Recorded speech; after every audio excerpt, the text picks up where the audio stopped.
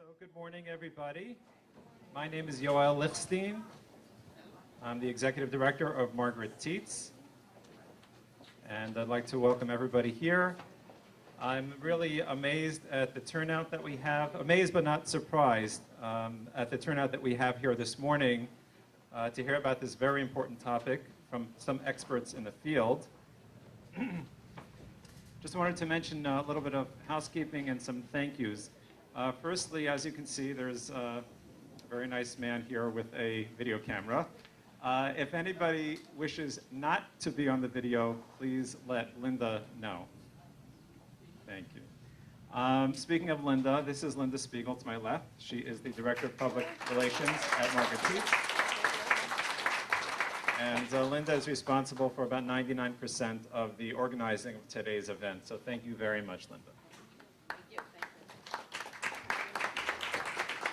I'd also like to thank the Margaret Tietz housekeeping staff for setting up this morning and last night, and as well as the food services department at Margaret Tietz for setting up this lovely breakfast. So just a little bit about Margaret Tietz. We are a 200-bed skilled nursing facility. Margaret Tietz was originally set up as a nursing home for Holocaust survivors. At this point, although we offer a wide variety of services and programs for the Jewish community, particularly the Orthodox Jewish community, including a Shabbos apartment, a Shabbos elevator, we're fully glad kosher, we have a full-time rabbi, daily minyan services. The resident population at Margaret Tietz actually represents the diversity of Queens, which is the most diverse community in America. And that is the resident population and the staff population. So we really have a real cross-section of all the different types of people who live in this borough. We have a number of services that we offer at Margaret Tietz, including outstanding rehab. We have a newly renovated gym. We have state-of-the-art rehab equipment. We also have something that's quite unusual in skilled nursing facilities, and that is an inpatient hospice unit, which is really a very special unit for people who are literally at the end stage of their lives.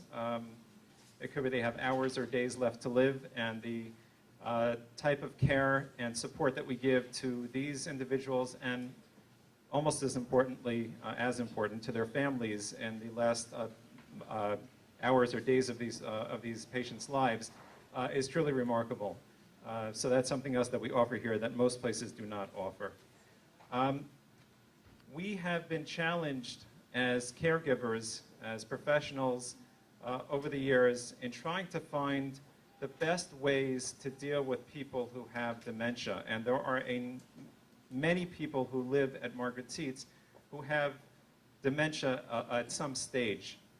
And there are a number of programs that we have in place at Margaret Tietz to help support these individuals as well as their family members and the caregivers, our staff members. For example, we have a psychiatrist who consults with us and helps to advise in many cases with regard to medications that may be helpful. We find very useful as well. We have a wonderful psychologist, Dr. Barbara Gluckin, who comes here.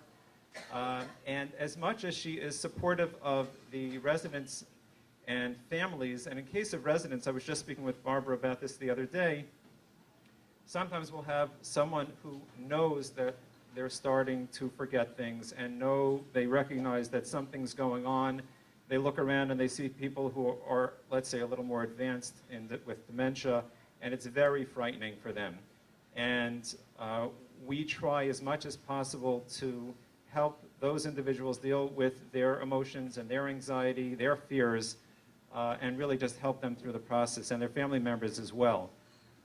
It's just that's just one small aspect, and I'm sure as our presenters will be showing us, there's just so many manifestations of dementia. Some of them are really unusual and really almost unpredictable. And that's another area that we have found our psychologists to be very helpful in helping our staff members be supportive of these people to give them warmth and caring, help them not feel bad about themselves because the way that they're behaving really is not in their control. And so there's quite a bit of resources that we give to our staff members to help them in helping the people who are experiencing the symptoms of dementia. We also are very fortunate to have a relationship with really an expert in the field, Dr. Gary Kennedy. He is a very famous psychiatrist, Jerry psychiatrist. We have weekly rounds here, grand rounds, as if we were a teaching hospital, actually, and we have case studies in real time. We have experts from Montefiore as well. A whole team of physicians come here to discuss particular cases, particular individuals, the challenges that we're facing, and helping them deal with their dementia. So that's another valuable resource that really I don't think any other facility in Queens has. So we're very, very happy and very proud to have that. I just want to introduce the speakers here on the panel, people to my right. First is is Jed Levine. He's the Executive Vice President and Director of Programs and Services of the Alzheimer's Association, New York City chapter. Jane Bar-David, Director of the Community Advisory Program for Elderly, CAPE, at the Samuel Field Y. And Joan Serrano-Laufer, the Executive Director of the Queensborough Council on Social Welfare. So I'm going to hand it over to Jen.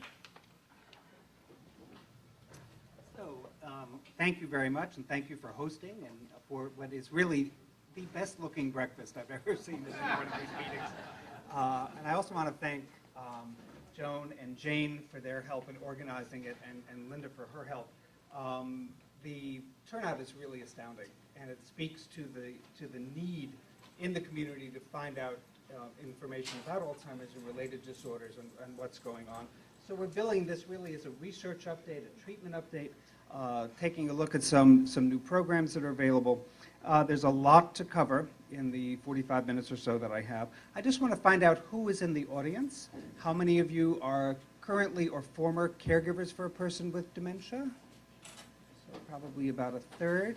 How many are social workers? Nurses? Any nurses? Oh, yay. Okay. All right. Okay. Actually, I think I'm going to take the mic out. That better? I guess not. Okay. It's all right? Okay. Social workers, nurses, recreation, PT, OT, speech therapy? None? Any MDs? Well, we have one. Okay, good. Okay, any government officials? Good, okay, because we need to reinforce with government that Alzheimer's needs to be a local, state, and city priority. And I will tell you a little bit later, I'll tell you now, that New York State actually ranks 48th out of 50 in terms of caregiver support. Really shameful. And so we're trying to make a change there. We'll talk about how you can help there. So let's move on to the statistics. And I will tell you, and I apologize if you can't see the slides. If you want to get up and find a place where you can, that's fine. This is actually a great day to do this talk because today our national association put out its 2014 facts and figures. So you're going to see things in newspapers, you're going to see things on CNN, you're going to see a lot of media coverage about the trend in Alzheimer's disease demographics and statistics. So this is the public health crisis of the 21st century. We know that every 67 seconds, another American develops Alzheimer's disease. We also know that probably only half of those who have the disease are ever diagnosed. And we also know that only half of those who are diagnosed actually get treatment. And I'll talk to you a little bit later about the treatment picture. We know that there are over 5 million Americans who have Alzheimer's disease, and it's, depending upon what figures you look at, it's either the 6th leading cause of death in the United States, and it's the only one of the top 10 for which there is no way of preventing it, despite what you've heard, no way of slowing down the symptoms, despite what you've heard, and no way of curing it. So we can learn a lot from some of the other diseases, which I'll talk about how we can kind of change the trend in Alzheimer's disease. And a recent study in Neurology magazine, it just came out last week, said that if you don't look just at the death certificate data, but if you look at the actual number of people who are dying with Alzheimer's disease, it moves to the third leading cause of death in the country, rivaling heart disease and cancer. So it is also, we know from various studies, that it is the most expensive disease in the United States. And that we know that there are more Americans who suffer from Alzheimer's than breast cancer and prostate cancer combined. Let me say that we believe that all of the major illnesses should be eradicated. You know, this is not pitting us against other diseases. We also know that there are many people who have Alzheimer's who have had cancer. But cancer, for the most part, has become a disease where you can go into remission. Nobody with Alzheimer's goes into remission. So 1 out of 7 persons with Alzheimer's lives alone. They might have family, but the family is not in the immediate vicinity. And of course, this is all being driven by the demographic tidal wave of the baby boomers. So there are 78 million baby boomers who are turning the age, I think there are 20,000 baby boomers that are turning 65 every day. Huge number. And and we know that Alzheimer's is predominantly a disease of aging. There's a small segment, there are people who are in their 40s and 50s and early 60s who get the disease, but predominantly this is a disease of aging. And 1 in 3 over the age of 85 have Alzheimer's disease. And there's that 4% of people with Alzheimer's, or it's actually 4% of people with Alzheimer's or a related disorder are under the age of 65. So the numbers are huge. This is more information about that third leading cause of death. And it was so newsworthy that the New York Times last week published an editorial about it. So we are getting a lot of attention after years and years and years of struggling to get media attention, to put this on the front page, and we're seeing more and more stories, which is a good thing, because the more people talk about it. I remember a day when you didn't say the word cancer, when cancer was said in whispers. You know, things have changed radically, and part of that is because now we have really good treatments for cancer. I want to see a day when we have really good treatments for Alzheimer's disease, ways of preventing it, ways of delaying the onset, ways of slowing down the symptoms. We're not there yet, but we need your help so that everybody knows that this is a major priority. We know that this is an escalating epidemic. I apologize for the smallness. I'll go over this slide with you. It shows that the death rates from stroke, prostate cancer, breast cancer, heart disease, and HIV all have decreased between the decade between 2000 and 2010. In that same period, the death rate from Alzheimer's disease has increased 68%. So we need to make the same kind of investment in Alzheimer's research that we made in cancer research and heart disease and HIV research, because we've really been able to turn the trend around. And we need to do the same thing with Alzheimer's disease. And I will tell you that Alzheimer's disease is so seriously underfunded in the federal government. $500 million. We were very fortunate that in the current budget, the president added another $100 million for Alzheimer's research, taking us to $600 million. But you compare that to $3 billion with a B dollars for HIV research, which is needed and worthy, and $6 billion for cancer research. When President Nixon created the War on Cancer, some of you remember that, that war was a good investment because we're seeing a turnaround. And so we need to do the same thing. The other issue for us is that it is a very costly disease. And we know that the costs to Medicare and Medicaid are significant. A Medicare recipient with Alzheimer's disease, or an Alzheimer's disease who's getting Medicare, Medicare spends nearly 3 times as much for a person with dementia, PWD is person with dementia, as for a beneficiary without dementia. And 1 in every 5 Medicare dollars is spent on medical care for somebody with dementia. So 20% of all Medicare budget is spent caring for people with dementia. Medicaid spends nearly 19 times as much on average for persons with dementia as for a beneficiary without. The overall cost to our economy is $214 billion a year.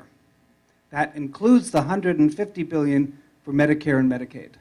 But there are other costs as well, and that is projected to increase to $1.2 trillion in 2050, unless we find a way of really addressing this issue. And as I said, this is the most costly disease in the country. However, and I know that Queens is the most diverse borough and most diverse county in the entire country, Alzheimer's is not just a US problem.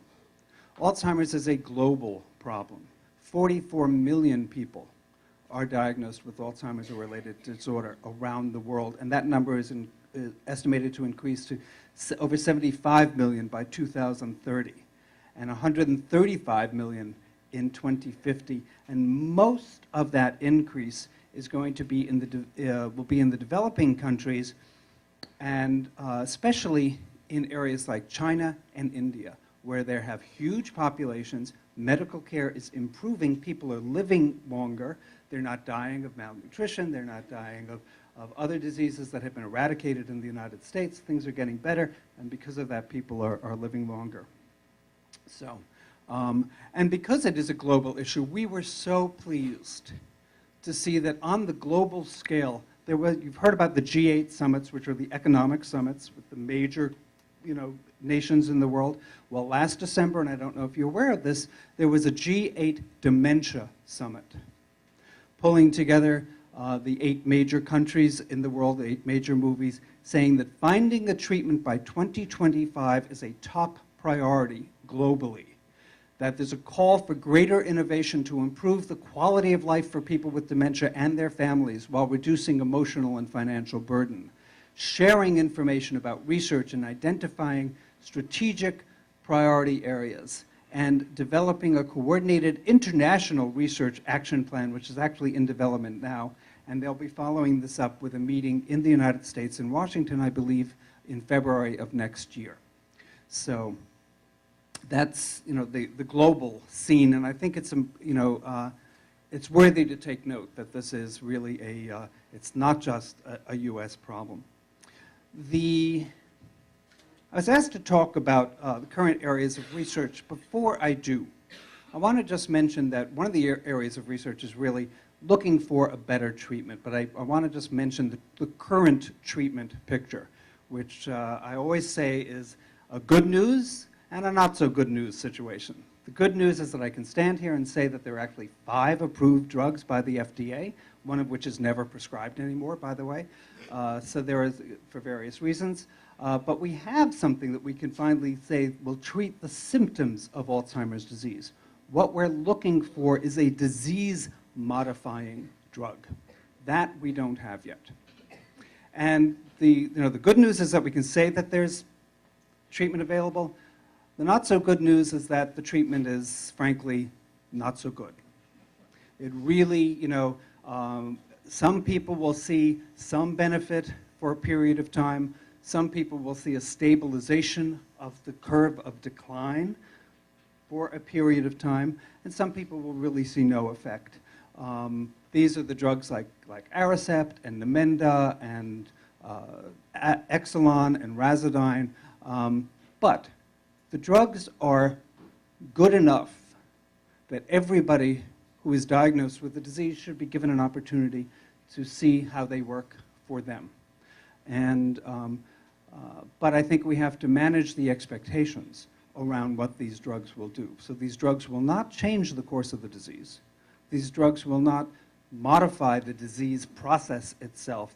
They will help ameliorate some of the symptoms for some period of time for some people.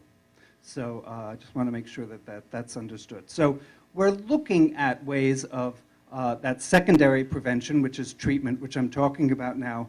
But the really exciting things and the new and most current thinking has to do with prevention. And I'm going to talk to you about some of the new prevention studies that are recruiting now. We also want to get better treatments for the behavioral symptoms. And I'm going to talk about a non-pharmacological way of dealing with the behavioral symptoms, because often the non-pharm way, the non-drug management, is the most appropriate and the least costly, takes some training and intervention, but are really very effective. And we also need to understand what is the disease, how does the disease affect the caregiver? Because we know that caregivers are at risk for many things. We'll talk a little bit more about that later. We'll talk about some diagnostic studies and some other things as well. Okay, so 2011, for the first time in 27 years, the American Academy of Neurology and the Alzheimer's Association came out with new diagnostic guidelines that said for the first time, part of the diagnostic picture are people who are pre-symptomatic, pre-clinical, before they're having problems with forgetting, confusion, disorientation, all the issues that you are also familiar with. And this was very kind of ground-changing here. So we're looking at a new way of thinking about the disease.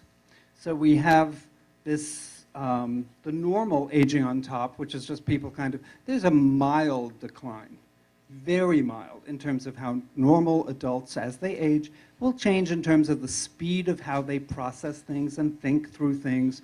And there'll be some change, perhaps, in recall, but it doesn't affect functioning.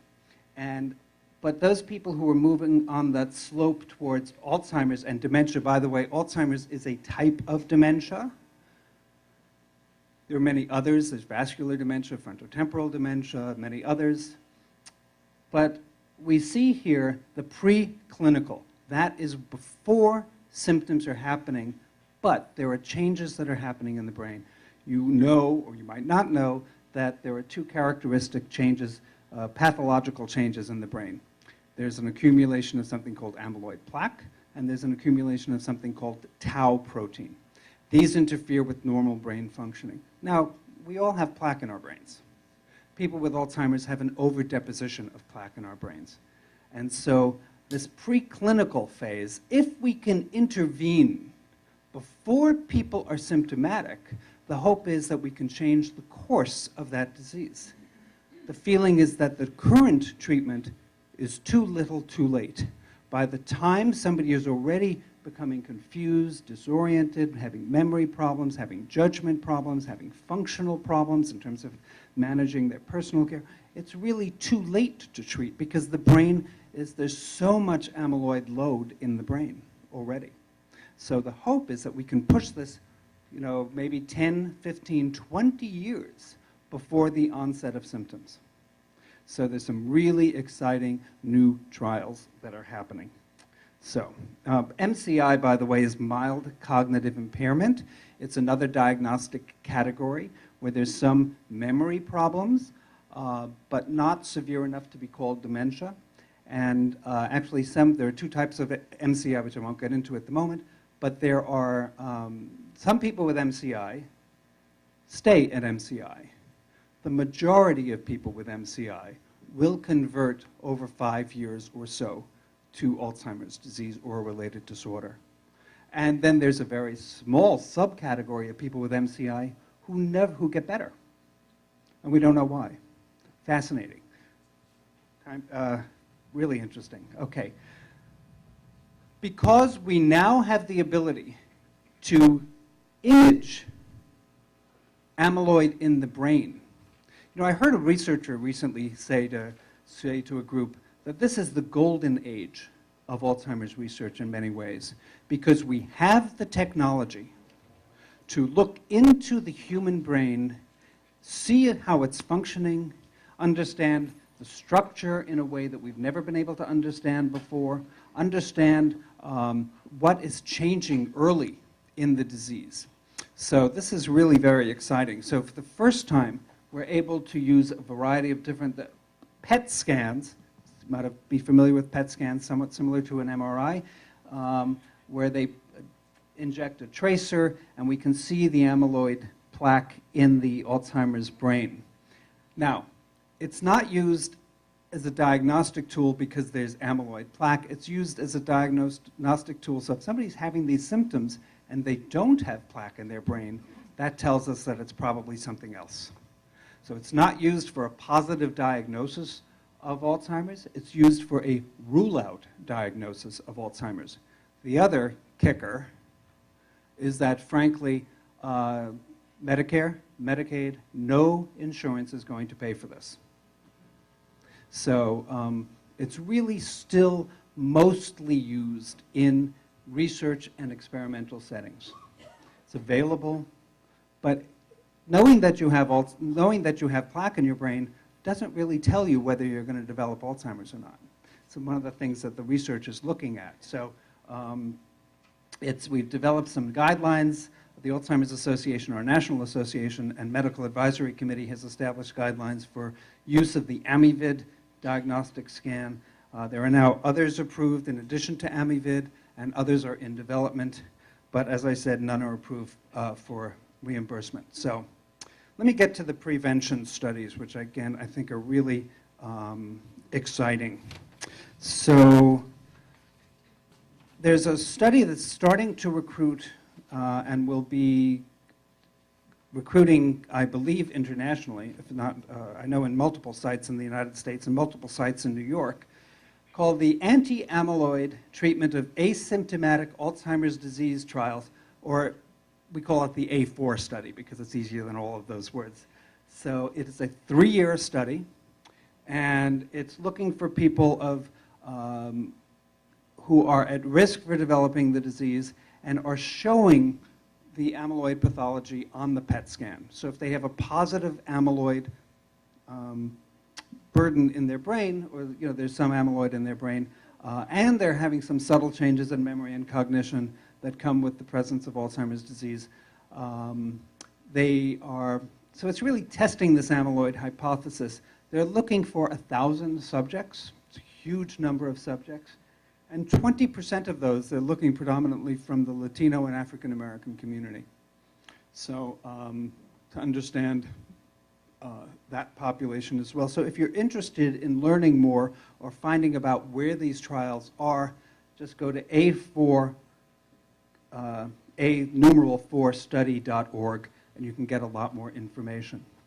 So the other interesting prevention study is the DIAN study, which stands for Dominantly Inherited Alzheimer's Network. Because as I said, there's amyloid buildup in the brain many years prior to this onset of symptoms. And so we are looking at a very small subgroup of families where there is a genetic predisposition towards this disease. And that is those are those families where the individual, for the most part, gets ill in their 40s and is deceased by the time they're in their 50s. It's this very tiny, anywhere from 1 to less than 1% of the entire population of Alzheimer's patients worldwide. So understanding this form of Alzheimer's disease may provide clues to decoding other dementias and developing treatments. So there's a multiple-year, it's a 5-year program, I believe, and there's a lot of funding from a variety of different institutions. We're going to move on. But they are studying this one group of families that you might have read about in a small village in Colombia in South America. It was on the front page of the New York Times several years ago. So what they're trying is a new compound that they hope will interfere with the buildup of amyloid in the brains of people maybe 10 to 15 years before they have onset of symptoms. This is very exciting stuff. This is very hopeful stuff, because if we can learn what works early and we can identify people who are at risk for the disease, we can intervene early. With heart disease, we don't wait for somebody to have a heart attack to start treating. We look for all the biomarkers, we look for all the risk factors. That's what we want to do with Alzheimer's disease. With cancer, we don't wait until somebody has a full-blown tumor. We look for the risk factors, we try to help people prevent and identify how they can avoid Alzheimer's cancer. We want to do the same thing with Alzheimer's disease. It's a logical way of approaching a major health issue.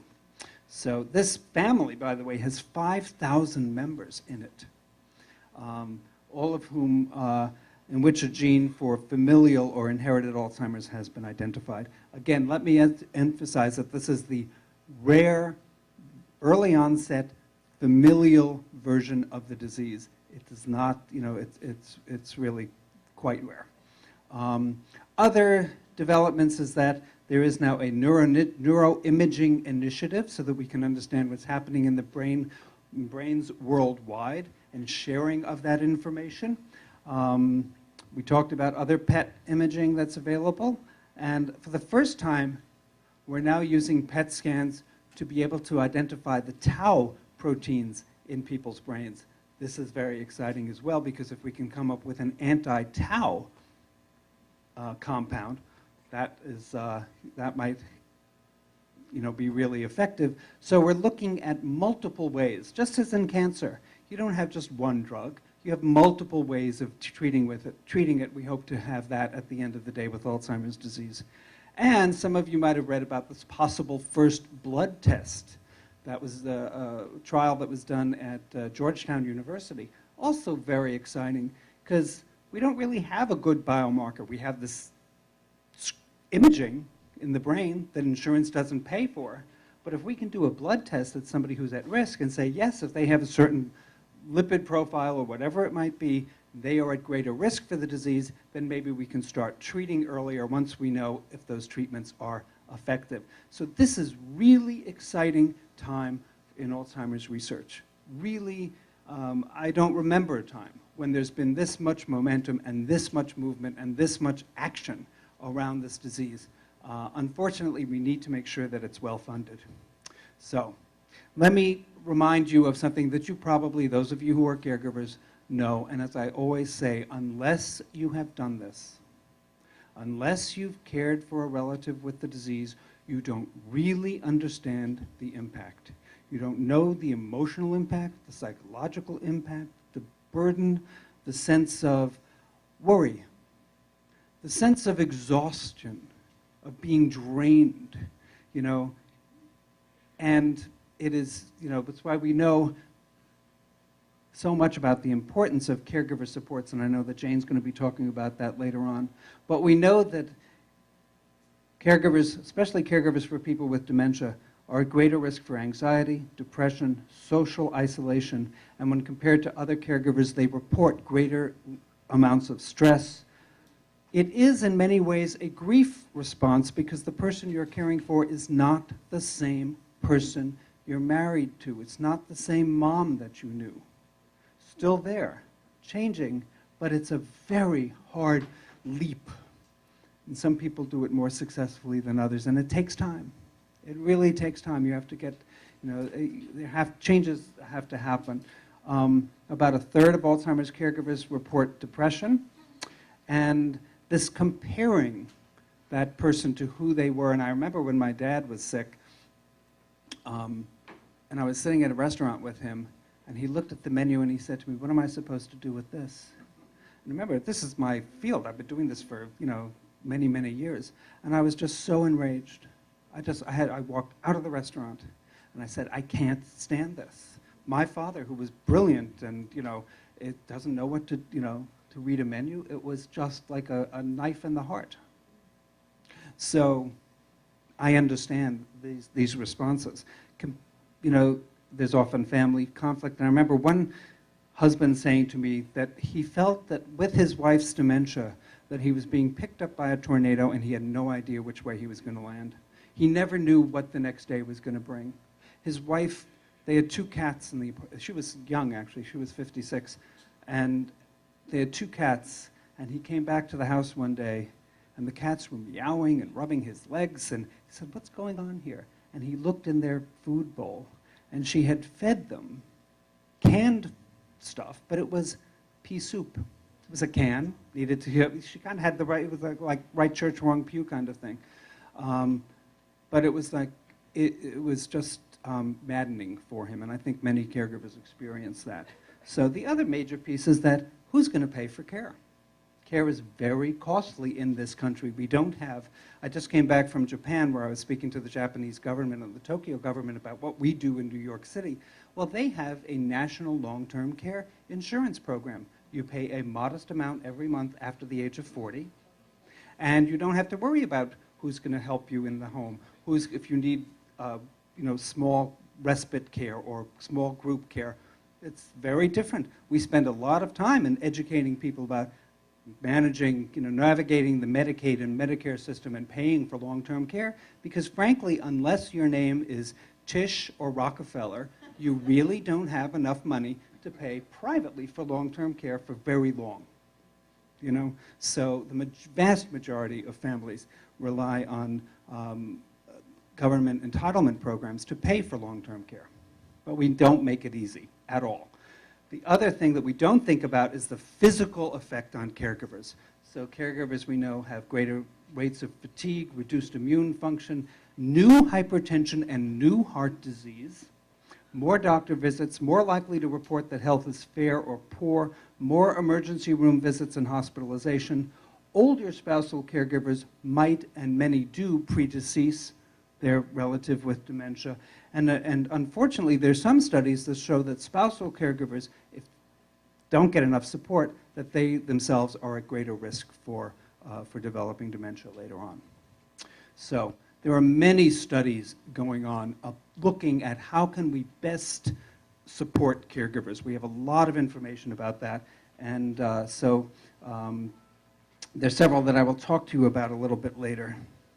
One of them, and I promised to talk to you about a kind of non-pharmacological approach. One of them is something called music and memory. It's the iPod project. You might have seen it on YouTube, or there was a recent documentary called Alive Inside that was just shown at Sundance, and it won the audience favorite. And it was developed by a man named Dan Cohn, social worker from Long Island, who had this idea. He was not in IT also, by the way. And he said, all these kids have iPods. What if I brought iPods to nursing homes? Do you do that here? Yeah.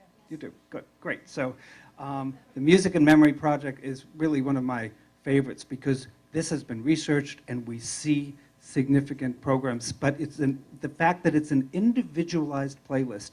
It's your music, not my music.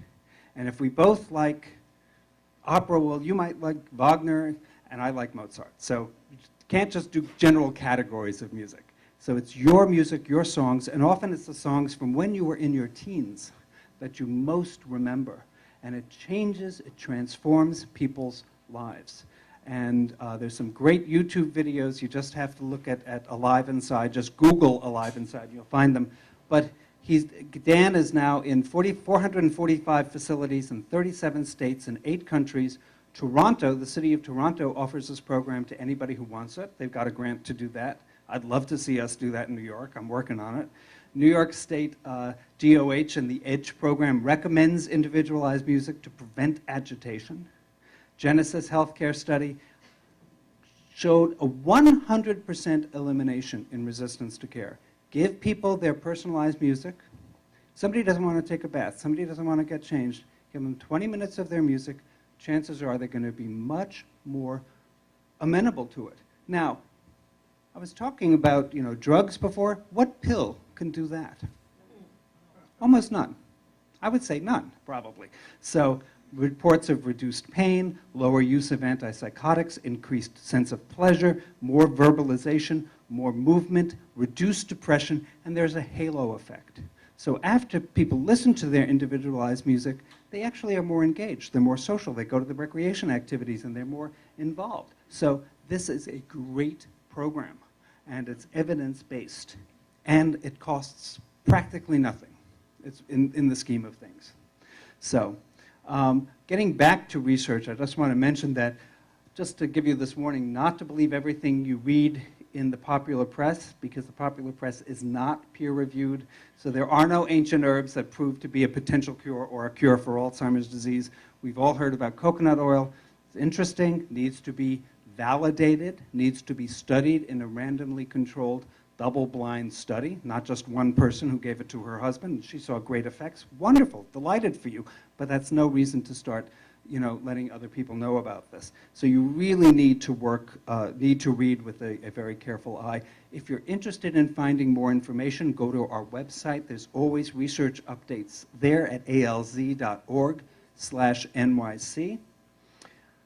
And we always need people to participate in research. So one of the things that we promote is people engaging in research, both people with the disease and normal subjects. We need to know what's happening in normal brains as well. So you can go to Trial Match on our website or call our 24-hour helpline and just ask for that, and I'll give you that number in a few minutes. I always get the question about prevention. What can we do to prevent Alzheimer's disease? Well, if I knew that answer, I'd probably get the Nobel Prize, and we'd have even a better breakfast here. We don't know. The short answer is we don't know. We have lots of thoughts about it.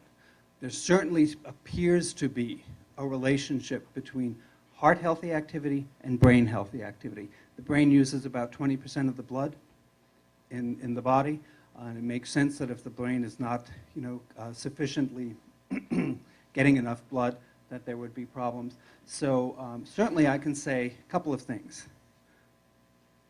Stop smoking. If you smoke, don't. Wear your helmet when you're on your motorcycle, bicycle, or your skateboard or snowboard. So head injury is something, I'll talk about it in a minute. That's something that's potentially preventable. Control hypertension. If you're diabetic or marginally diabetic, control your blood sugar. People with diabetes are at double the risk for developing Alzheimer's disease if it's uncontrolled. Apparently, as I said, what's good for the heart is good for the brain. But the NIH, 4 years ago, did a massive review and said there's really not enough evidence to make a definitive claim. However, study after study is showing that aerobic exercise, getting your heart rate up several times a week for 30 minutes, is actually underline might be protective. But in the face of an enemy like Alzheimer's disease, we don't know whether it's going to be really effective or not. So more study needs to be done. Okay. And where are we? I wanted to say TBI is traumatic brain injury, and it should be neurocognitive disorders. That should be neurodegenerative or neurocognitive disorders. We know that head injury is related to a multiple number of neurocognitive disorders, and I don't have time today to go into that, but it's something very interesting. And if you're interested, you can go to PBS, and Frontline did a story on the NFL called the NFL League of Denial that talked about this relationship between head injury and something called chronic traumatic encephalopathy, which is a specific type of dementia, not Alzheimer's disease, and the pathology is different. It's really interesting stuff. We're also seeing that the returning vets from Iraq and Iran and from Afghanistan, actually, are seeing this kind of disease. So something we need to be more aware of. Lastly, in the absence of good treatment, good care becomes the most effective treatment. And I want to make sure that how many people here have called the Alzheimer's Association? Some of you, good. Okay, I think it's really, it's a resource that I think is underutilized in some ways. People think that either we just do research or they don't know what we do. We really are there to provide information, education, and support for people with the disease and their families. Everything we do is free of charge. We have a 24-hour helpline. We're part of a national organization, so if you have family in Connecticut or Colorado or Iowa, doesn't matter. We are there. And we're the leading organization for care support, awareness, and advocacy and research. So there are a lot of programs, and at our table you'll be able to get some information about it. The most important thing to know is the helpline, the 1-800-272-3900. Pick up this card at the table, and you can get a caring professional who will answer your questions and, importantly, listen to you. Most people, your often friends don't want to hear it. Sometimes your own family are not so interested. But we can listen to you, and we can help you develop a plan. The other program I want to mention are our support groups, and we have over 120 groups in the 5 boroughs. We have 30 groups in Queens, and Dan is one of our support group leaders at CAPE, and we'd love to see more groups in Queens. Again, it's free of charge, and it's a place where you can comfortably kind of reflect on and look at and get support and information from each other, because nobody understands you like somebody else who's doing it. So it's really an important resource. We provide care consultation with social workers, again, free of charge. And lastly, the Medic Alert and Safe Return program. How many people here have a relative enrolled in Medic Alert and Safe Return? Just a handful. Everybody who's caring for a relative with the disease, whether or not they're in residential care, should be enrolled in this program. It provides identification for people who are at risk of wandering, and we know that people with Alzheimer's disease and other dementias wander, and it's life-threatening. So we have a very close relationship with NYPD. We have a detective who's assigned to us. I have Anastasia Lee here, who is our Medic Alert associate, does mostly Russian outreach, but can also help anybody. And so if you need more information about that, I would certainly take a look at that and get that. It's a program for which there is a $62 one-time fee, but we have scholarships from City Council and others that allow us to offer that free of charge to any New Yorker who needs it. So I would certainly take a look at that.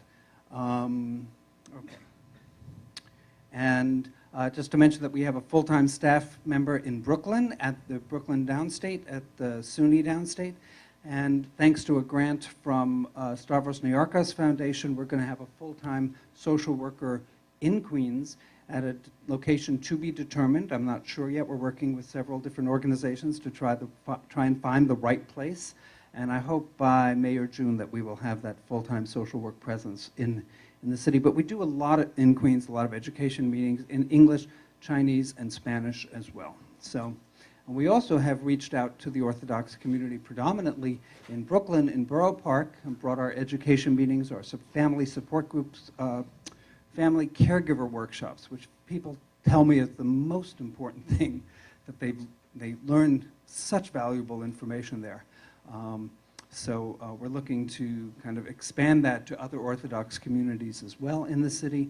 And recently, last year, we actually took another floor in our building, Midtown Manhattan, so that we have a larger training center, and we have a new early stage center for people with early stage to provide activities and programs and support and counseling for them. And I do want to mention that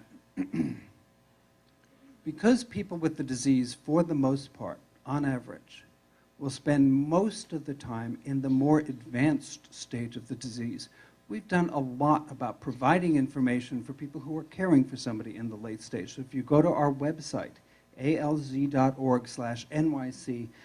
and you go to Living with Alzheimer's in New York City and then late stage care, you'll get a lot of different valuable information. And we have a project that's looking at how can we improve care for people in nursing homes with advanced stage Alzheimer's disease. And I have, you'll see at our table, we have a couple of newsletters that are specifically for both relatives and staff of people who are in long-term care facilities. So we have a project called our Palliative Care Project. This is also a research project where we're bringing a model of care from Phoenix, Arizona, a place called the Beatitudes Campus, model called Comfort First. And it is a well-studied model, evidence-based, and we're working with 3 New York nursing homes. We're working with Isabella, Cobble Hill, and Jewish Home, and 3 of their hospice partners, Metropolitan Jewish, VNS, and Calvary, and bringing this model to New York City, and then we hope to expand and see it in other nursing homes as well. What we're looking at is saying that the source of most people's agitation, when they're spitting, they're kicking, they're hitting, they are yelling, they're doing, help me, help me, help me, you know, on the table. Most of that is either because they're in some kind of discomfort. And it's our job to help people identify what is the source of that discomfort. many times, it is unrecognized, undiagnosed pain. That person is arthritic. When you try to get their sweater on, they're screaming in pain. They're belting you because, and they can't tell you that they're in pain. People in the advanced stage don't have language anymore. Their behavior is their language and their communication. So we're looking at the use of moving people from Tylenol, PRN, which means when needed or when requested. Guess what? The person in advanced stage dementia can't say, sorry, my arthritis in my shoulder really hurts today. So put them on Tylenol on a standing order. Using medications, even opioid medications, appropriately to reduce pain. And I have seen and I've heard stories where some of these outrageous, really demanding behaviors are completely eliminated as a result. Completely eliminated because somebody is comfortable. Simple things. When somebody's sitting in a wheelchair for 3 hours, nobody's repositioning them, they're tired, they're cranky, let them rest. Put them back to bed. Put them in a chair. Let them rest. Having dementia is exhausting. Giving people what they want to eat when they want to eat. Completely liberalizing the diet. American Diabetes Association said, you know what? Somebody in a nursing home, end-stage neurological disease, forget the diabetic diet. If they want to have a cookie, God bless them. If they want to have orange juice, give it to them. Now, there are certain exceptions, perhaps. But you want to make sure that people have, good caloric intake. And actually, in the home and Beatitudes, they did away with using supplements completely. Nobody gets Ensure, except for one family who said, no, I want my mother to continue to get Boost or Ensure or whatever it was. So they give them snacks all day long. Most people at that stage of disease, not interested in having a whole plate of food. They want to have a peanut butter sandwich, they want to have a soft cookie, they want to have a pudding, they want to have a piece of fruit, And guess what? If you do that all day long, people get to, they're going to do well. So this is a really exciting project that we're looking at. We're evaluating it significantly, looking at the patient outcomes, looking at staff outcomes, looking at educating families, and also looking at the pharmacy rates because we want to reduce the antipsychotics. Many people who are hitting are being put on antipsychotic medication inappropriately. What they really need is pain management. So it's really, as we come to the close of this project, I'll be able to report to you more about what it is that we're finding. So lastly, we did a survey in December, actually over the summer, and did a press release and a conference with the then Manhattan Borough President, Scott Stringer, who's now taken this project to his office and the controller's office. We did a survey of family caregivers. And what we found was no surprise to us who work at the association. Family caregivers are burdened. Family caregivers, 40% of caregivers spend 40 hours or more per week. That's a whole work week providing care to a person with dementia. 2/3 of respondents missed work in the last year, and almost 20% missed the equivalent of over 4 full-time work weeks. That's a huge amount of time. 50% said that services provided in New York City were less than satisfactory or poor. That's home care, daycare, nursing home care, hospital care. We need to do a better job of training people, giving people the tools to do a better job of caring for somebody with dementia. And a majority of those surveyed encountered barriers to accessing services. And the goal for this is actually to have a citywide plan. We have a national plan. We have a state plan. I would love to see a citywide plan. I'm actually meeting with some people in the mayor's office next week so we can see what we can do about getting that going. But I'm going to leave you with the national funding issue. We actually need $2 billion annually to fight this disease. We're at $600 million now. We have a long way to go. What can you do? Every congressman needs to hear from constituents who say, we need to make Alzheimer's a national priority. At our table, and you can ask Anastasia for these, we have an advocacy sign-up form. If you haven't already signed up as an advocate, I encourage you to do that. Put your name, address, and email. It's really important to have the email. And you will get a monthly request to contact your local congressman and just send him an email. We'll give you the information. Say, please support this bill. please support this funding for Alzheimer's, because you know what I hear from the congressman? I don't hear about this, they're saying. Nobody's knocking on my door. We have to be the loudest voice. So please, please sign up as an advocate, and we'll be glad to do that. We do another major event is our walk in Queens, and I know Carol Lax, who is our photographer today, is our former Queens co-chair for the walk. It's a great walk in Flushing Meadows, Corona. I'd love to see a team from Margaret Tietz, and it raises money, it raises awareness, and it's a great day of fun and togetherness. And if you have a dog, bring them, because they have a great time in the park. So those are some of the resources. The major resource for you is that Alzheimer's 24-hour helpline. We answer it in English, Chinese, and Spanish in our office, and 180 languages through a translation line. So please take advantage of it. All of it is free of charge. Thank you very much.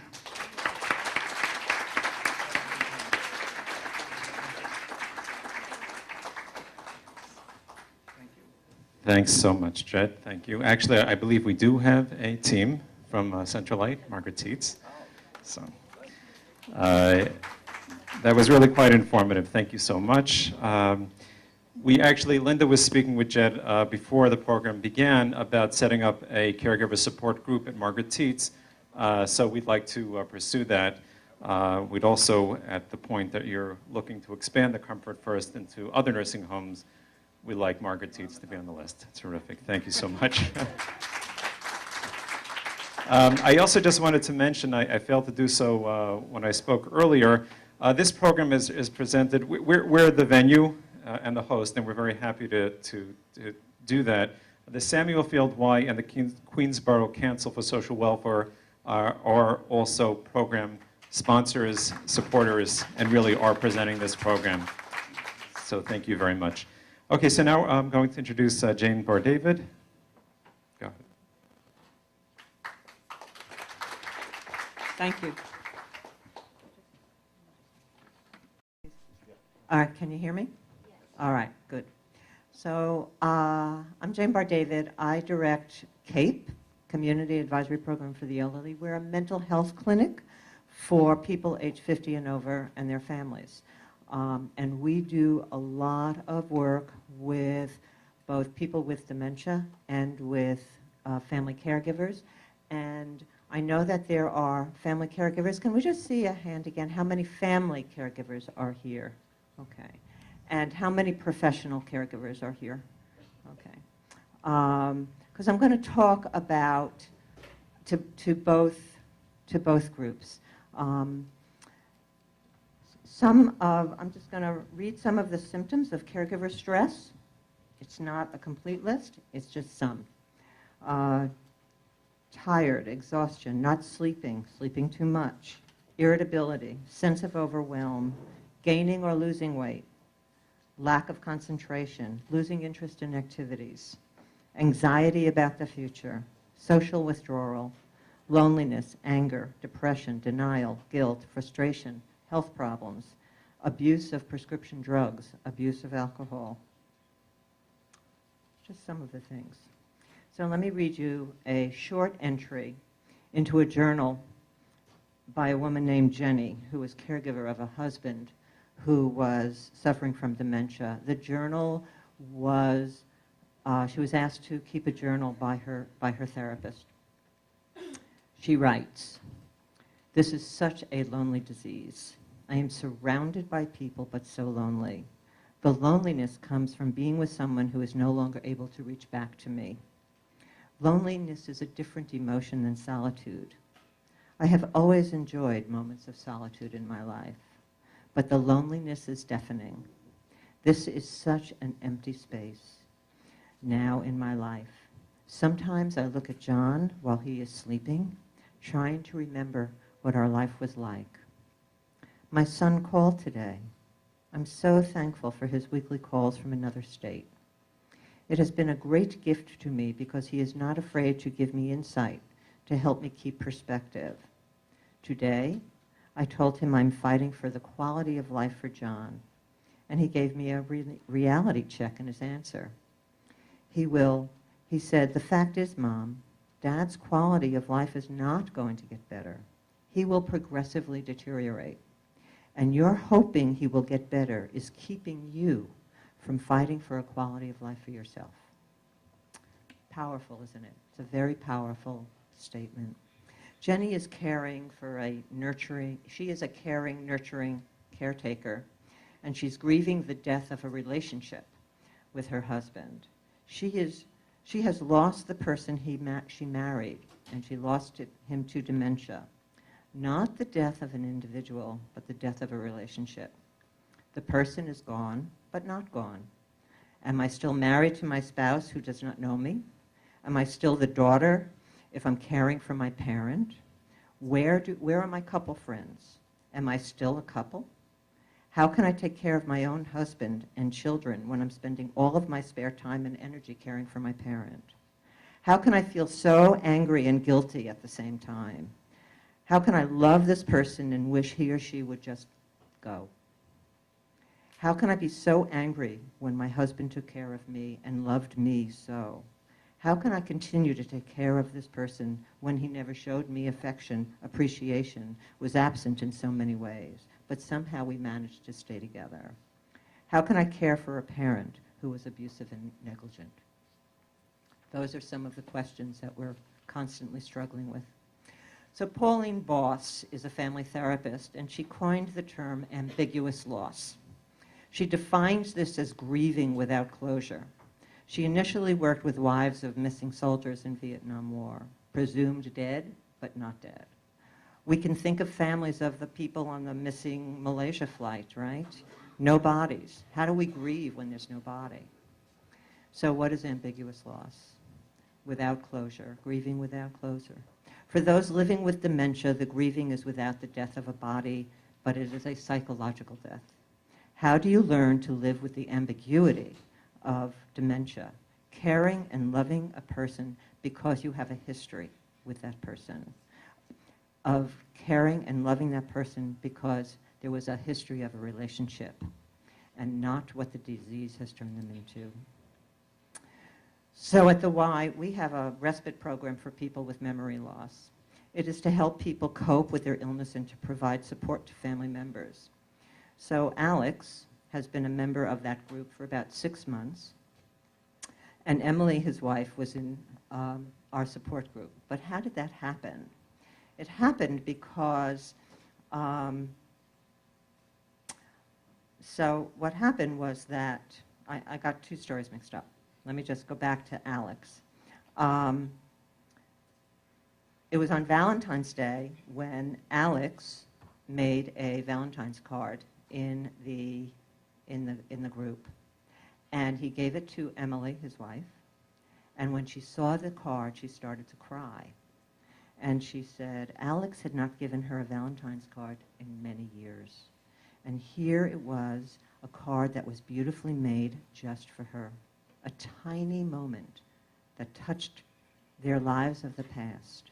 A tiny moment that helped Emily connect to the person that he was and that he is now.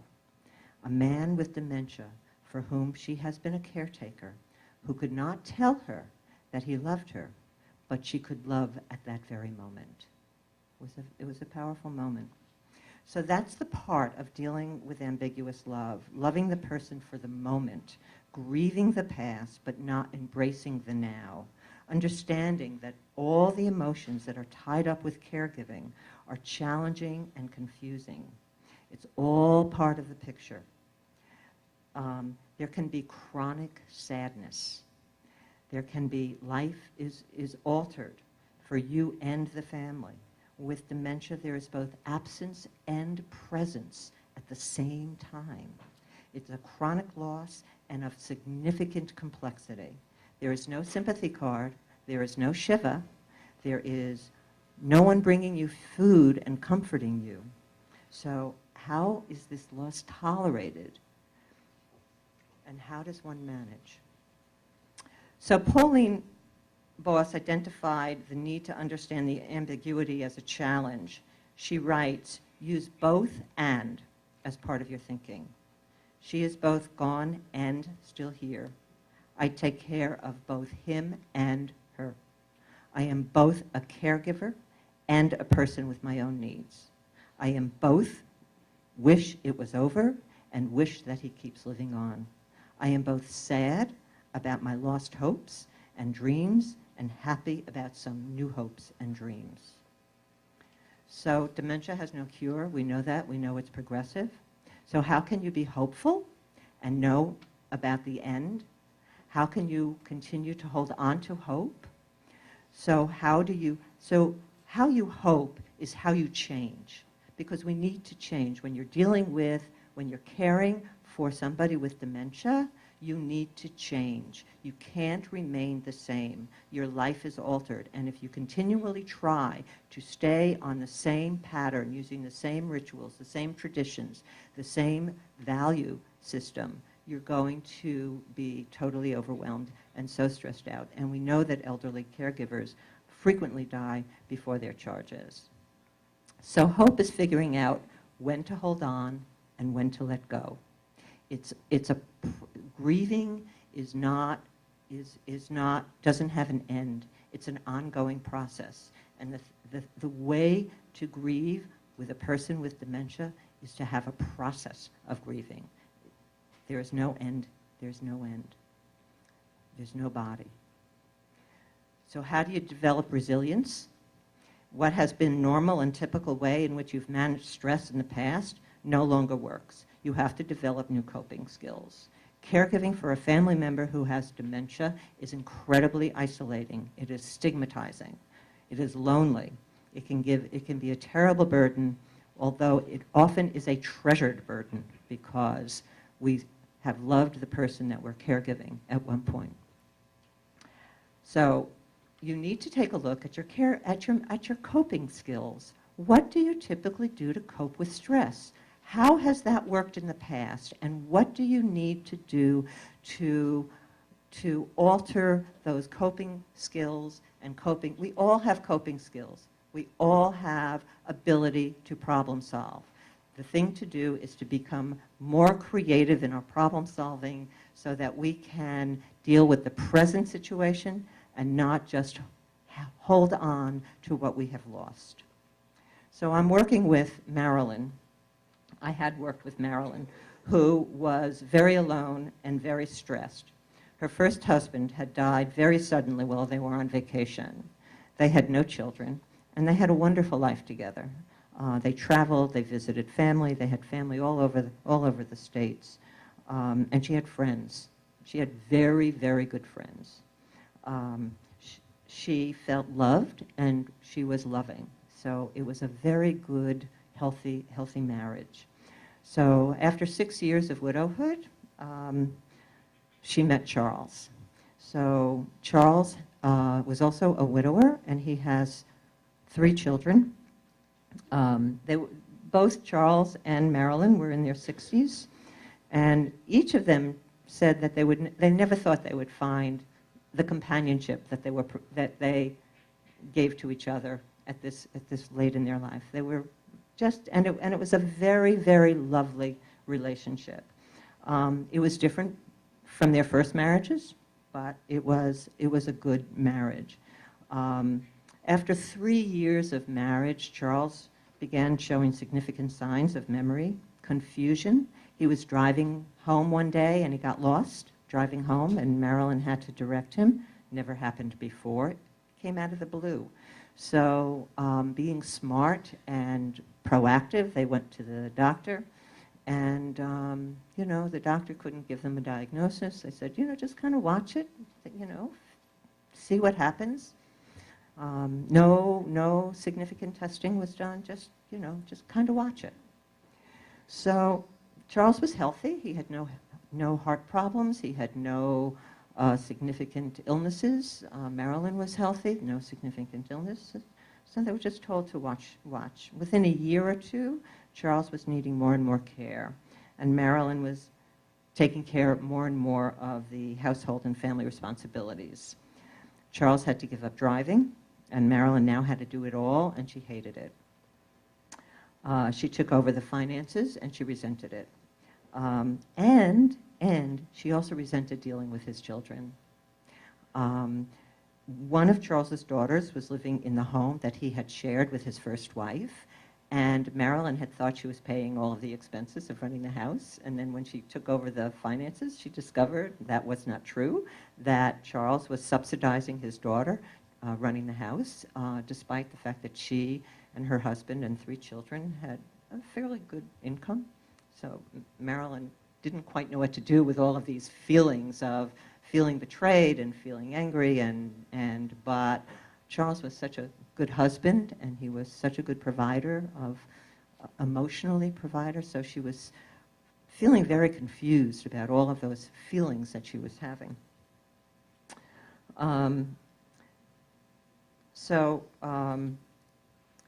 And the children, by the way, all 3 children kind of disappeared. They would call every once in a while, once a week, how are you doing? But they were busy with their own lives. They were busy with their children. They were busy doing the things that younger families do. And Marilyn in no way was going to say, I need your help. And she was going to take care of it all. She didn't want to need them. So Marilyn experienced herself as being resilient, but this was taking a toll on her. So she and Charles continued to socialize as best they can until people started saying that they were too busy. So they were becoming more and more isolated. Charles would frequently embarrass her in restaurants. He would become agitated. He would spill his food. He would slurp, and food would run down his clothes, and she was finding it more and more difficult to go out with him. And so a lot of their socializing ended. He would get anxious, and he would get agitated when he got confused. He cursed. He yelled at her. Never did he ever yell at her when he had all of his faculties. But he was so anxious, and he was so upset with himself, and because he was losing his identity. He knew he was losing his identity, and he was struggling. He was struggling so hard, and he didn't know how to. He was losing words, so he didn't know how to express his feelings in a way. So he acted them out and that's what children do. You know, they don't have enough words; they act out. He was angry. He didn't want her to leave him. He got so anxious every time she wanted to go away from him, to go out by herself, to go to the supermarket. So she felt very guilty. So what did she do? She took him everywhere she went. And so she took him to the supermarket. She took him to the drugstore. She hadn't been to a movie in years because he couldn't tolerate sitting in a movie. So both of them developed enormous anxiety, and that also kept them bound to the hip. So the person with dementia had anxiety, and the caregiver had anxiety, and so they couldn't let go of each other. So she felt alone, she felt isolated, she was resentful, she was angry, she felt defeated, but she loved this man who provided her with love and companionship. So she contacted the Y's respite program. She doesn't live so far from the Y. She needed respite. So she had an interview with the director of the respite program, and he was accepted, but what do you think happened? He refused to go. He didn't want to go because, number one, it was a new situation. It was new people. It was never part of his routine in the past. He didn't understand it, and he couldn't process the information. So what we did is that we had Marilyn stay with him in program. So the two of them did all of the projects together. They did the music together, they did the art together, and it was only 1 day a week because that was all he could tolerate and that was all she could tolerate. So bringing him to the Y and anticipating his reaction to the Y was as anxiety-provoking for her as it was for him. So So, but what happened is that it became part of their routine. And once it becomes part of your routine, routines are very soothing. For all of us, routines are very soothing because it tells you what to expect. It's only when we don't know what to expect and we don't know what to anticipate that we get anxiety, right? When we know what's coming, we feel as if we have some control over it. So that's what happened. So week after week, so slowly we added 2 days, and we went up to 3 days, and Charles was able to go to program without Marilyn sitting right next to him. But, so he was upstairs on the 3rd floor, participating in program, and Marilyn couldn't leave. She sat in the lobby because what if he needed her? What if he got agitated? What if he got upset? They wouldn't know how to calm him down as well as she did. And so she then stayed in the lobby. She refused to join the support group because she knew that she needed to be there all the time for her, for him. So the staff of the respite program actually walked her over to my office, and we sat down and we had a chat. And all she wanted to talk about was how wonderful Charles was and how terrific Charles was. And she didn't want to touch any of the caregiver stress that she was experiencing. She needed to show the world that she was managing. And so we listened to it. We listened, we talked, and she came back. And when Charles was in program, she would come to my office and we would talk. And slowly, she began to talk about how hard this was and how difficult it was. And slowly, she began to talk about how angry and resentful she was. And she talked about his children and how abandoned she feels and angry at how they're treating their father, that she needed to protect him from her children.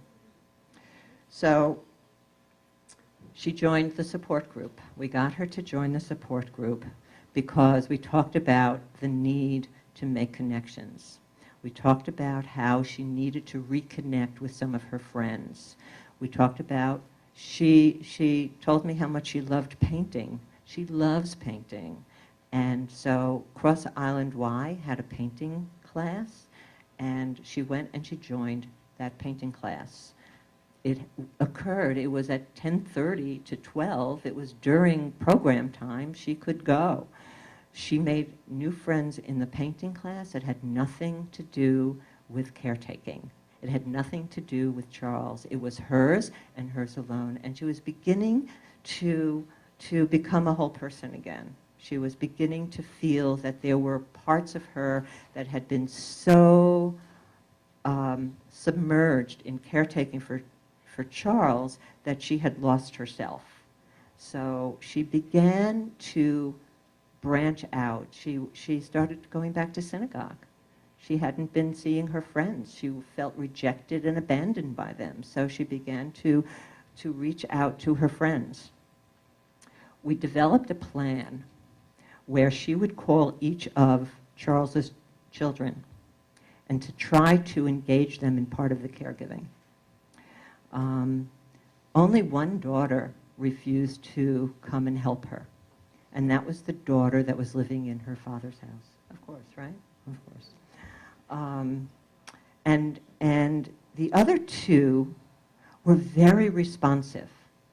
When Marilyn called them and said, you know, your father's deterioration is becoming harder and harder for me to manage, and he needs you, and I need you. It was very hard for her to say it, but they were so responsive. They had no idea how to be helpful. And so if you don't know what to do, you don't do it, right? You ignore it, you evade it, you deny, you turn your head.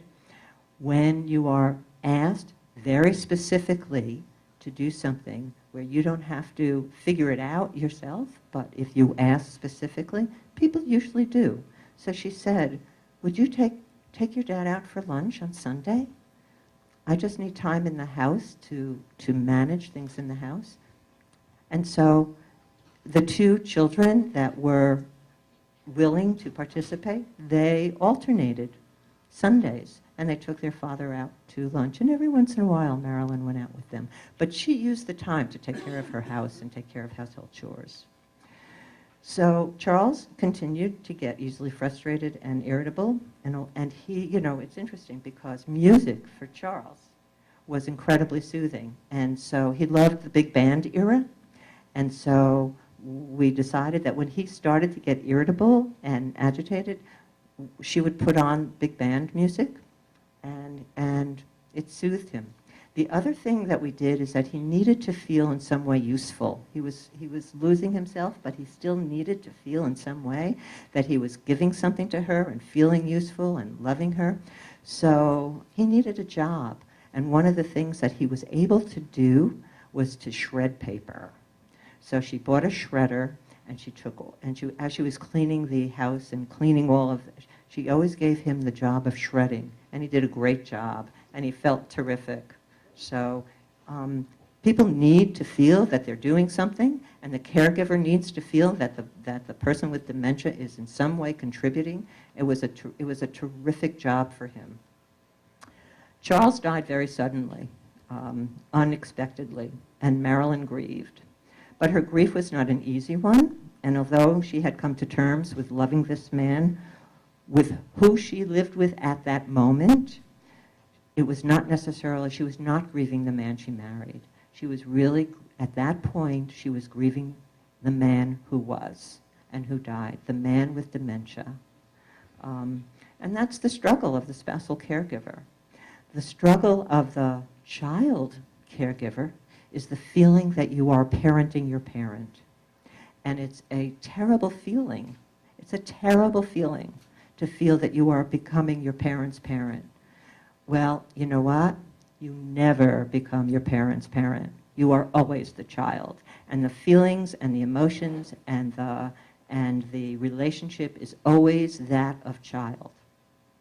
So if you can recognize that you are participating in their care, you are struggling in caring for your parent, but you are never their parent, it allows you to maintain your role as child, even as caregiver.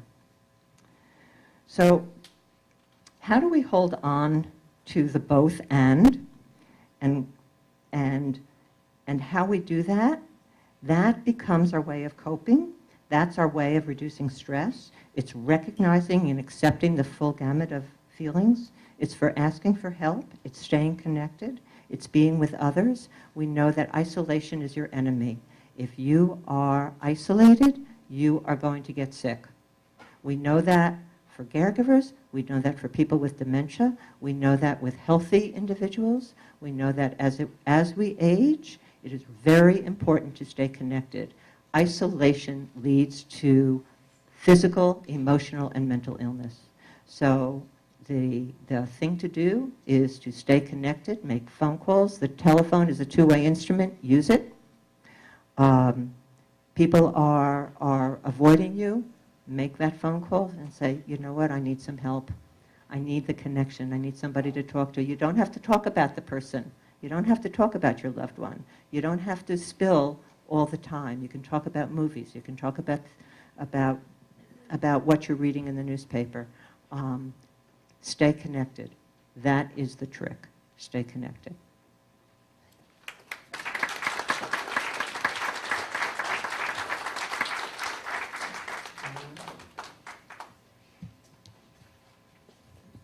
Okay, thank you so much, Jane. I just wanted to comment that the video of today's presentation will be available hopefully within the next week or so on the Margaret Tietz website, and the website is margarettietz.com. Okay, and our last speaker is Joan Serrano-Laufer. Please.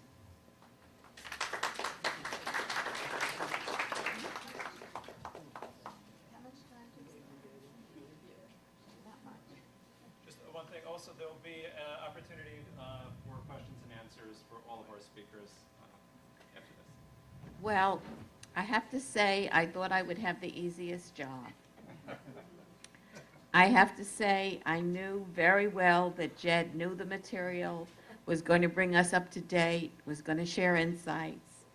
And I've had the pleasure of working with Jane closely for years and years, and I know she always brings wonderful material to the audience and prepares well. So I thought, well, this was going to be easy. I'm going to listen to the two of them. I'm going to take some notes. I'm going to conclude with what happened. Instead, I just joined into the conversation as you all did. I learned things about the current research and current issues that maybe I knew to some little extent, but hearing about it was extremely important. We heard about the importance of music from Jed, and then later we heard about it from Jane. We heard about the importance of participation from both of them. So I carry those things to you in my concluding remarks. But it wasn't the easiest job because I kept listening and processing rather than taking notes. And I think that probably you all have questions and thoughts, and a lot of what I'm going to say would have wanted to say I'm going to hold off so that we get in our questions because we are running a little late. But I think that, you know, there are a couple things that come to me.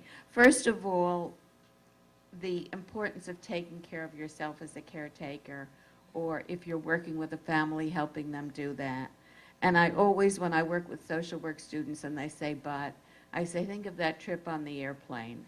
And I recall my first trip on the airplane with a little baby when the staff said, if there's oxygen drops, first give it to yourself and then give it to your baby.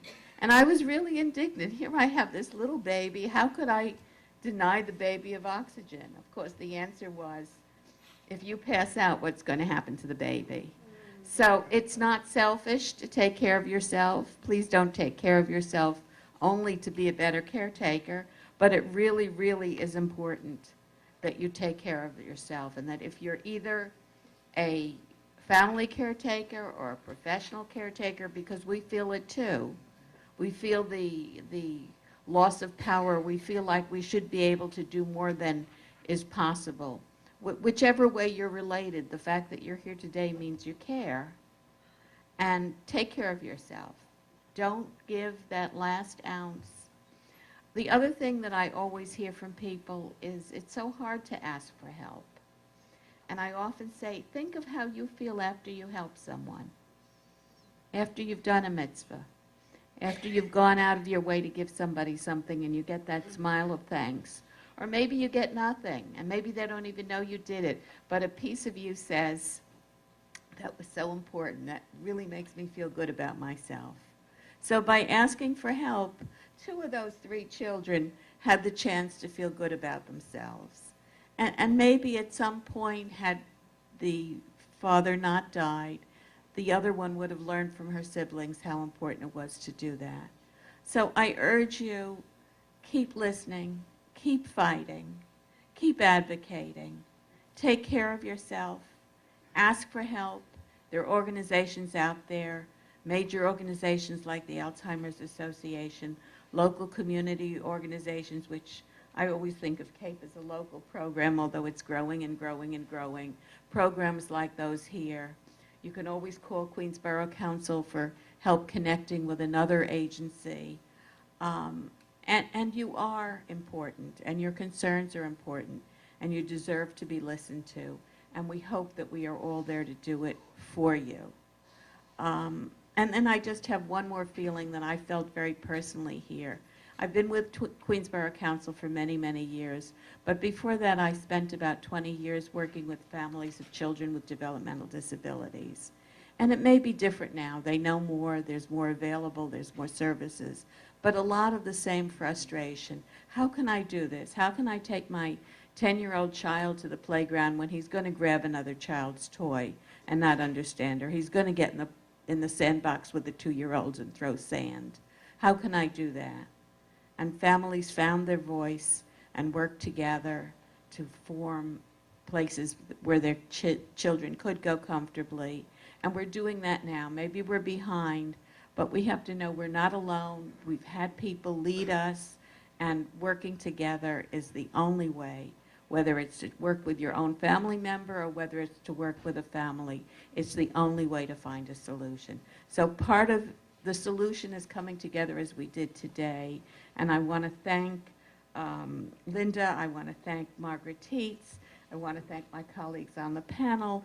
And most importantly, I want to thank all of you for coming, because this kind of attendance, this kind of spirit is what's going to lead us to the future. Thank you.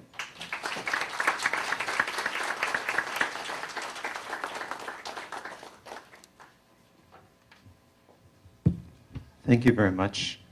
Okay, so we're going to open up to questions from all of you. I wanted to tell you something that may be important.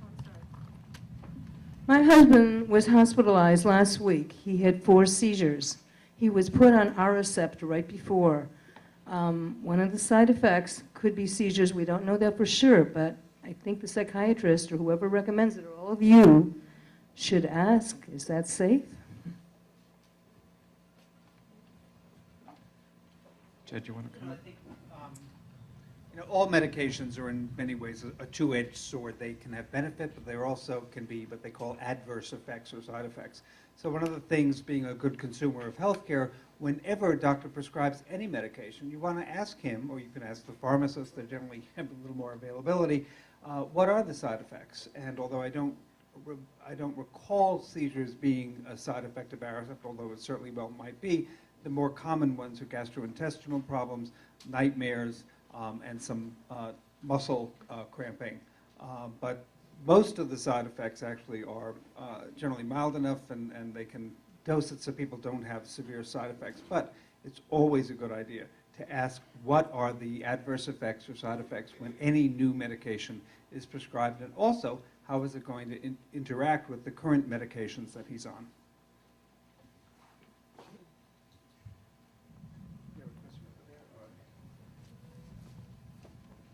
I really don't know how to phrase this, but I didn't hear anything today about the Lewy body disease.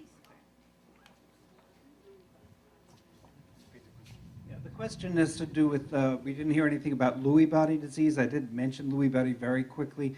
Lewy body disease is another dementing disorder. It's related actually to Parkinson's disease. People with Parkinson's have Lewy bodies in their brains. Lewy body dementia can, the dementia components can appear first, and Lewy body is, but also people with Lewy body also often have a neuromuscular component, so they can look like they have Parkinson's.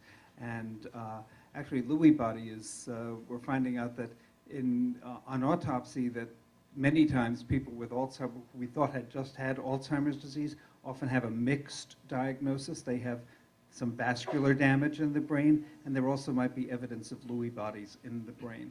So it is a little bit rarer than the other diseases, although many studies show that Lewy body is probably the second most common cause of dementia. And the treatment for it is the same. Frankly, I'm not sure whether the approved medications for Alzheimer's are also approved for Lewy bodies. I think they might be used, but I'm not sure whether they are FDA approved or whether they're just being used off-label. I honestly don't know. So I can find that out, or if you can call the helpline, they can find that out for you. Okay, so we're going to take 2 more questions, 3 more. Okay, we'll make it 4. Okay. It should be pointed out that one valuable resource in New York City, the museums have programs for Alzheimer patients, usually once a month, the Modern, Metropolitan, the Polk Art Museum. And these are wonderfully received by early Alzheimer patients. So, thank you for mentioning that. Thank you for mentioning that, and I neglected to mention it in my talk, but we do have a program called Connect to Culture, where we work with the cultural institutions in New York, And if you go to our website, you can find a link to all of the museum programs. So we partner with the museums, and we've done some educating of the museum docents to make them dementia capable. And I'm hearing great feedback from people who are participating in these programs at MoMA, at the Museum of Modern Art, at the Brooklyn Museum, at the Intrepid. We've done some others as well. So at the Folk Art Museum, the Jewish Museum. So take a look on our website. You'll find a whole list there.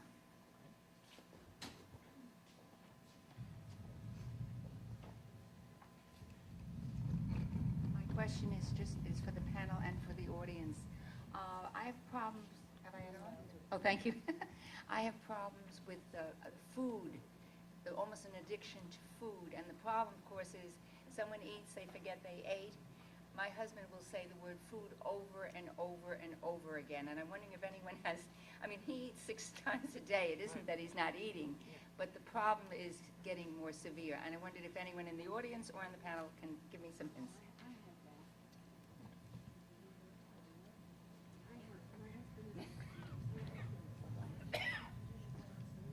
It seems that you're not the only one in the audience.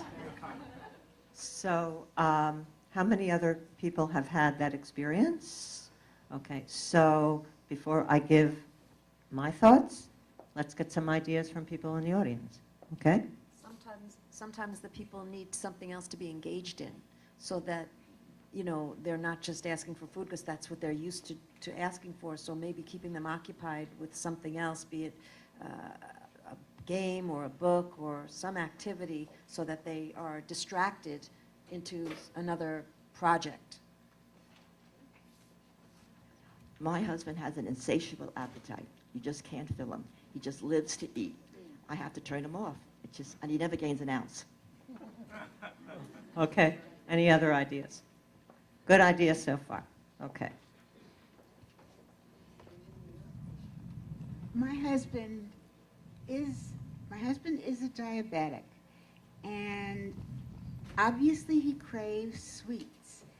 My fear is, because I've been told professionally that if his sugar gets too high, this will make his mental status even worse than what it is. Now, I don't keep it in the house, but what he does is, I do have packets of like Sweet and Low and NutraSweet.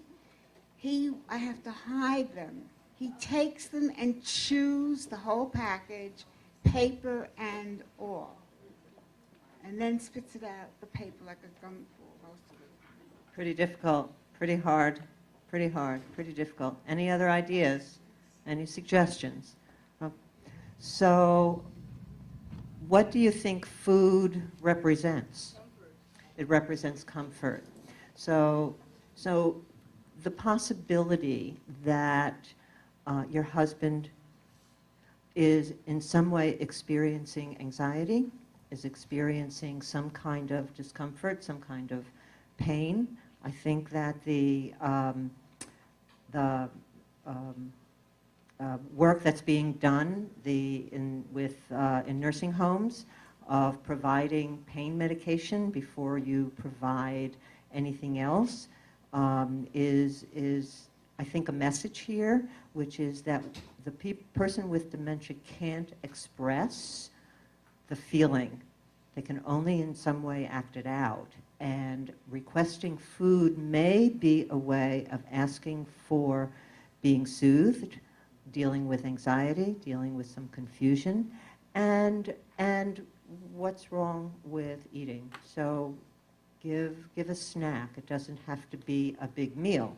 It can be, and a banana. Cut up an apple, because in some way, food is comfort. Food is soothing, and so the message underneath it may be that I'm anxious, I'm uncomfortable, I'm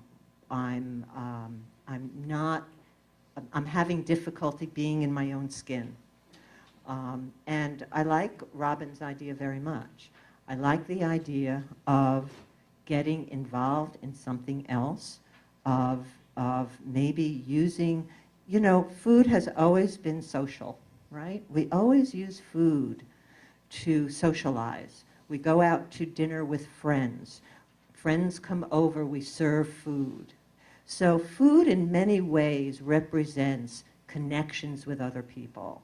And so maybe we need to think about what food represents, which is connection. And that's our history. That's our lifelong history. When we're upset, as children, we got food, right? When we were being punished, food was taken away. I mean, you know, my husband used to talk about how his mother used to refuse him dessert if he had a bad, miserable day, right? He was denied his dessert. So food was always representing in some way love and connection. And so think about other things that you could do. Put on music. That's great. One of the things that we know is that dancing can be wonderful. So why don't you have a dance with your husband?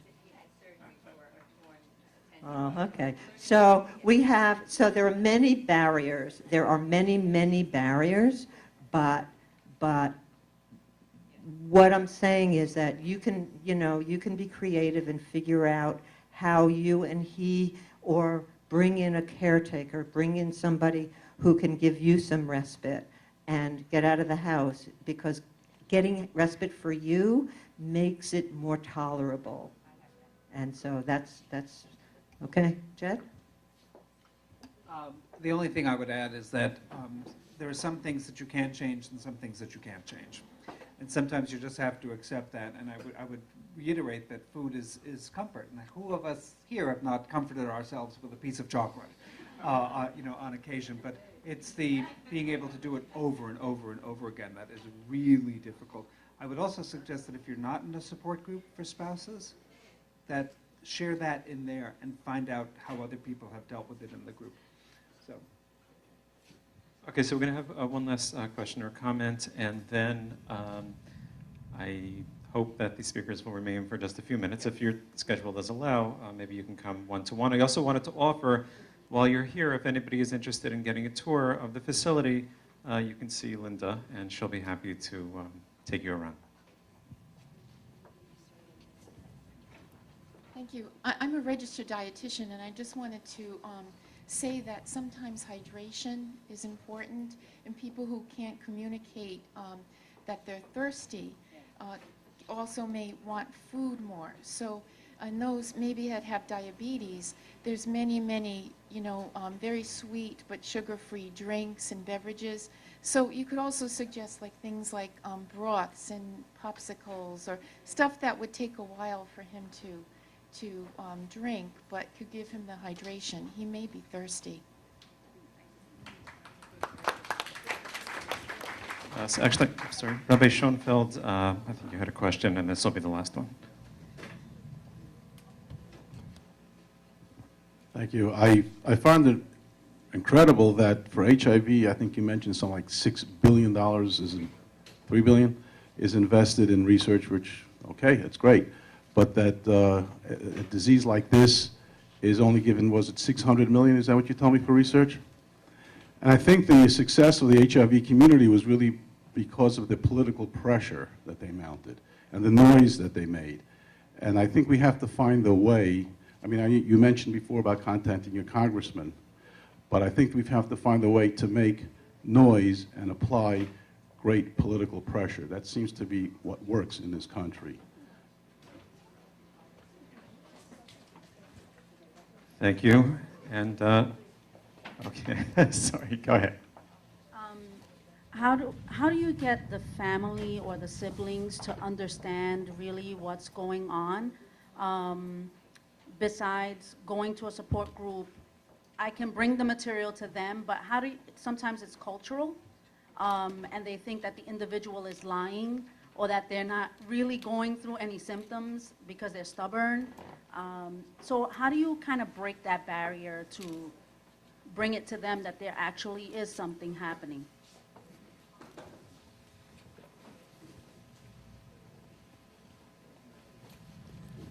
Let me say that there are there are certainly some cultural attitudes and myths that apply, and whether it's the Latino culture, or the African American culture, the Orthodox Jewish culture, Chinese culture, people have their own particular. So we have resources that can help families kind of get that information within the context of the culture that will speak to Hispanic caregivers. So contact us. There's no guarantee that you can get siblings to listen. And part of it is being able to understand what our own limits are, and that you have to be able to take care of yourself and have a place where you can process that relationship that is changing, or your anger or resentment with those other siblings who are not cooperating in the same way. So there's no easy answer about how you get somebody. You might not be able to, or it might take a long time.